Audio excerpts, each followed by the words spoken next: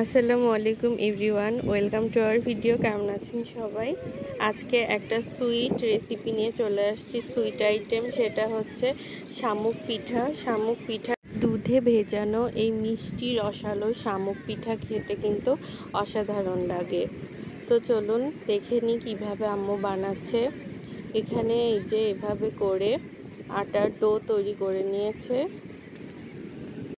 আটার ডোটা তৈরি করে এভাবে করে মানে লম্বাটে করে প্রথমে গোল করে শেপ করে নিতে হবে। এরপরে লম্বাটে চ্যাপ্টা করে এভাবে যে কোনো কাঠির সাহায্যে এরকম করে নিতে হবে, খাঁজ কাটা করে। এরপরে দেখেন এভাবে করে ঠিক যেভাবে ভাঁজ করা হচ্ছে এভাবে করে ভাঁজ করে নিতে হবে।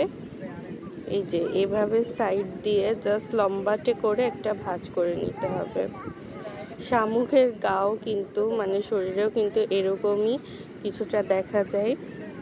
এরপরে এই যে এভাবে করে নিয়ে ভাঁজ করে নিলে হয়ে গেল শামুক পিঠা। এভাবে করে প্রত্যেকটা পিঠা আম্মু বানিয়ে নিয়েছে। এভাবে দেখতেও দেখেন সুন্দর লাগছে, যদিও বা আমার কাছে এটা শামুকের থেকে কম বিচ্ছু পিঠা বেশি মনে হচ্ছে, কারণ বিচ্ছুর মতোই বেশি লাগছে দেখতে। কিন্তু আম্মু বলছে না, এটা শামুক পিঠা, এভাবে বানাই। তো যাই হোক, আর কি জানি না এই কথা শোনার পর কয়টা মার খাবো আম্মুর কাছে। যাই হোক, আপনাদের কাছে আপনারা যেই নামই দিবেন এটা ধরেন সেরকমই, কিন্তু খেতে কিন্তু অসাধারণ। মানে রসে ভেজা পিঠা আমার অনেক বেশি পছন্দ। শীতকালে তো পিঠা পুলির ভিতরে রসে ভেজানো যেসব পিঠার আইটেমগুলো থাকে সেগুলোই আমি বেশি খাই। তো এখন এই যে এগুলো ভেজে নেওয়া হচ্ছে, হালকা করে ফ্রাই করতে হবে, খুব বেশি ডিপ একদম কড়া শক্ত করে ফ্রাই করতে যাবে না, তাহলে কিন্তু রসে ভেজানোর সময় সমস্যা হবে। ওপর থেকে ভিজে যাবে কিন্তু ভেতরে শক্ত আটার দলা থাকবে, ভালোভাবে রসে এই পিঠাটা কিন্তু ভিজবে না। এই যে এভাবে উল্টে পাল্টে এভাবে করে ভেজে নেবেন পিঠাগুলো। ভিডিওটা কেমন লাগলো অবশ্যই কমেন্ট করে জানাবেন।